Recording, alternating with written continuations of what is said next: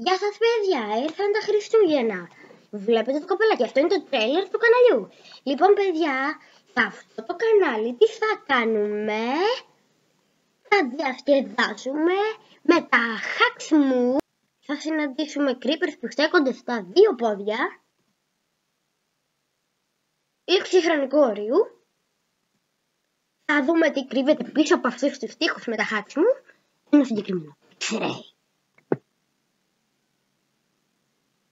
Θα βρούμε αυτούς που κρύβονται. Άμα δεν καταφέρουμε, γιατί κρύβονται καλά.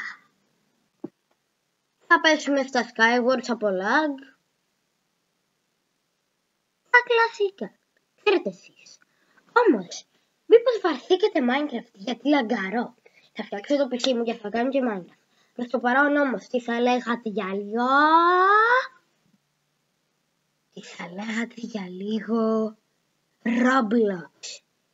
Ναι, αυτό είναι το όνομά μου. Στείλτε μου έφτια friend. Τώρα που μιλάω, τώρα, στείλτε μου request, Υπήρχε ένα ζήτημα με το πιο σύντομα μπορώ.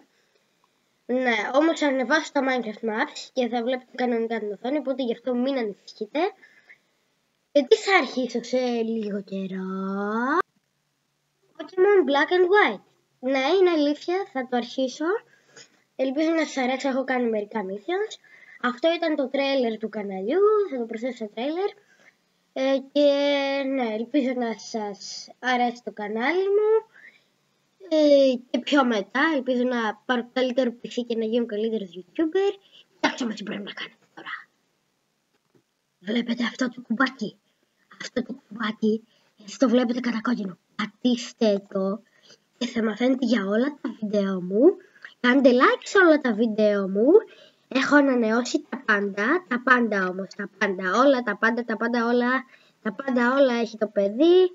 Λοιπόν, πατήστε αυτό το κουμπάκι.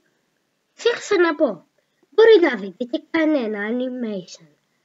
Πού να ξέρετε. Ναι παιδιά, αυτό ήταν. Θα φτιάξω κι άλλο. Εδώ σε αυτό που λέει trailer καναλιού θα μπει αυτό το βιντεάκι εδώ. Θα μπει και εκεί.